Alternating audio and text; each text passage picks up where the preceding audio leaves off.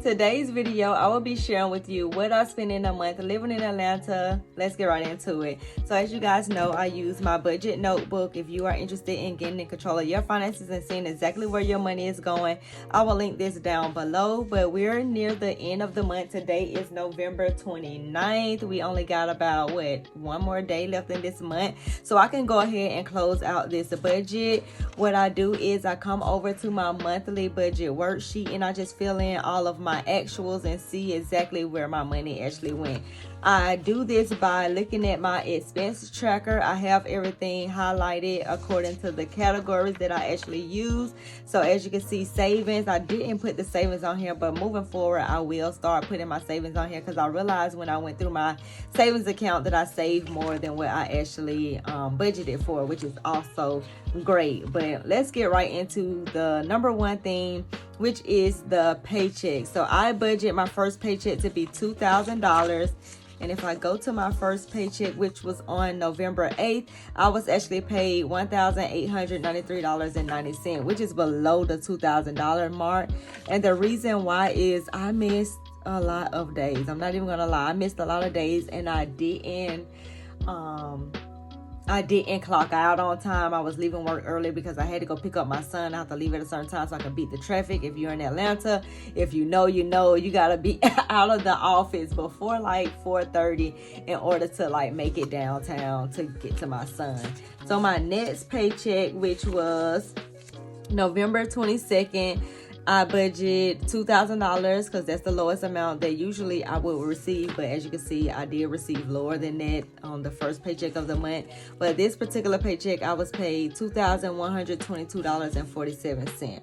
And then the amount of money that I had rolling over or remaining in my account, which was $1,475.05. What I had remaining from October that I actually rolled over. Now for the month of November, the income I had from my side hustle, I don't have enough slots right here, but I'm going to just put it to the side. My side hustle income was actually $1,696.84. I made $1,570.85 from my LTK shop. From Amazon, I made $46.65. From TikTok, I made $23.15. From Facebook and IG, just posting on the platform, I made $31.19. From YouTube, I didn't get any payouts from YouTube from last month, because last month you get paid in the next month. So this month I didn't get anything. For my digital products, I did make $25, which brings the total of $1,696.84. So I'm going to go ahead and add all of this income together to see exactly how much income am I going to be working with for the month of November. Is $7,188.26. Now for retirement, I budget $204.60. For retirement, I only put $194.37. Now I do not have any say so over this. My job actually takes this amount of money out depending upon how much my check is. So because my check wasn't at least $2,000, that's the reason why this amount is not up to par, because usually this is just like an automatic draft, but you gotta make at least the full 40 hours a week type of paycheck, and I didn't even get 40 hours on every single week. Now for my investing, I budget $311.68. The same applies to this one. Because I didn't get a full check, I wasn't able to put the full 5% inside of that investment account. So I only put $300.15.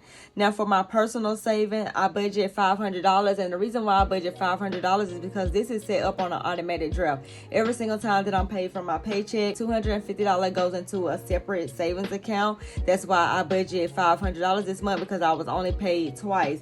But because I did have money remaining and because I did make money on the side, I actually put $1,547.46. And you may be wondering, why did I do the exact amount like this? It's because I wanted my savings account to be at this certain number so that at the end of the month I can be able to hit my goal at the end of the year. So for my total savings, let's go ahead and add this up. My total savings was $2,041.98. Now for my house, I automatically switch over $1,500, so that was taken care of. Also, outside of the house category, I also take care of the light bill, the cable bill, the internet bill, one of my credit cards, which is the Navy Federal, unless I put something extra there that comes out of my income, but that bill is taken care of, all of that account as well.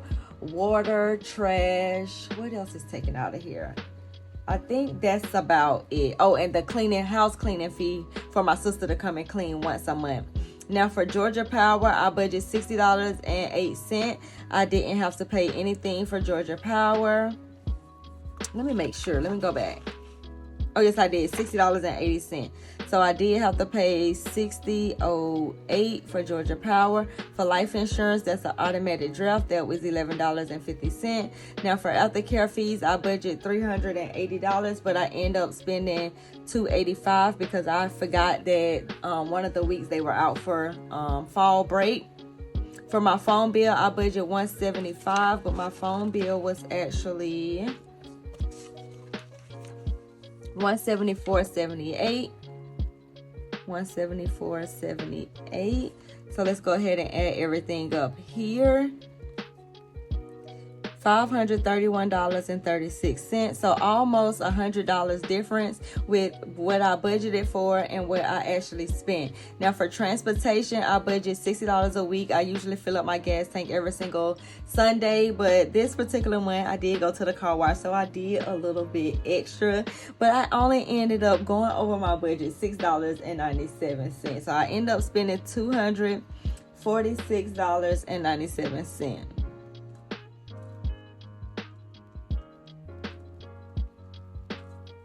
Because I did also get a car wash, and I think that was $25. So that would actually put me over the budget. Now for out to eat and groceries, I didn't put I just put it all in one category, and I budgeted $400, and I tried my best to stay within this $400 monthly budget, but of course, you know, your girl went over and I spent $433.46. Now I am trying to get this down. I am a family of 3, so it really shouldn't even cost me this amount of money to be just like eating. Most of this money came from eating out. I'm not even gonna lie, y'all know I stay at McDonald's with the mocha frappes and things like that, but I definitely got to get this in control before the new year. Now for as subscription goes, I have these set up on automatic draft as well, and that was $11.98. Now for as my debt goes, I showed y'all on another previous video where I sent some extra money towards the debt. I will link the video down below just in case you are interested in seeing that. But for as my Capital One Quicksilver card, the minimum payment was $33. I ended up sending $66. For my Capital One Savor card, that one minimum payment was $72. I end up sending $144. Now for as my business credit card, I actually switched that over to automatically come out of the content creator money. So I'm gonna say it doesn't actually come out of my money, but because I did add my side hustle income right here, I'm gonna go ahead and put the amount that I actually sent to my credit card right here, which was just $34. Now for us Discover, the minimum payment was $45.75. I ended up sending $100 to Discover. My Navy Federal credit card was minimum payment $228.34. This is the credit card with the bigger balance. I also share this credit card with somebody else, so we paid that credit card with the money that comes out of the house fund. It just set up on automatic draft, so whatever the minimum payment, it actually comes out of the $3,000 that we put in that account, that joint account together. Now I do send additional amounts of money over there, along with he sent additional amount of money over there. And what I did was I had $170.58 of cash back rewards, so I did send that. So I didn't have to actually pay anything out of my money, out of the income that I had coming in, because of those cash back rewards. Now for this Merit credit card, this credit card is paid off. However, they still charge me $4 to just have it, I guess, open. and I have to pay $115 towards collections because I had to get this house. In order to get this house, if you have a collection over $2,000, you got to be set up on a payment arrangement or you have to pay it off. So I'm going to go ahead and add all of that up.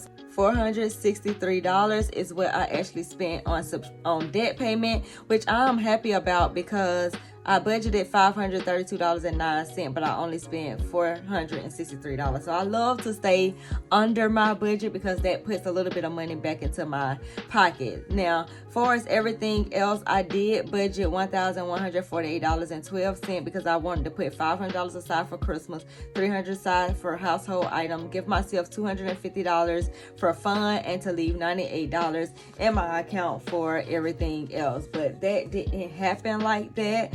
Now, all of this stuff, I'm just going to put this as like a everything else, and I'm just going to leave it broad because everything else could mean, okay, now my son need money for the bookstore. Now my son need an outfit. I actually bought my son some shoes this month. So instead of me categorizing everything else and breaking it down to different items, because I didn't even put any money aside for Christmas. I was going to do the Black Friday shopping. When I went online, I didn't see anything that was, it's like this year Black Friday wasn't Black Friday. I didn't see any sales that I was actually interested in. The items that I was interested in wasn't really on sale, or I couldn't get them for a good deal. So I said, you know what, I'm going to wait a little bit longer and see if they go on sale for Cyber Monday. By then, we will already be in the month of December. So only thing that was spent in everything else was $344.35. So I'm just going to put a dash through that. And I'm going to now go ahead and add everything up just to see what all of this come to. So what I like to do is what is called like a zero-based budget. So my total income for the month was $7,188.26. My total bills were $5,573.10. And I take my income and subtract all of my bills and expenses. Let's see what I have left.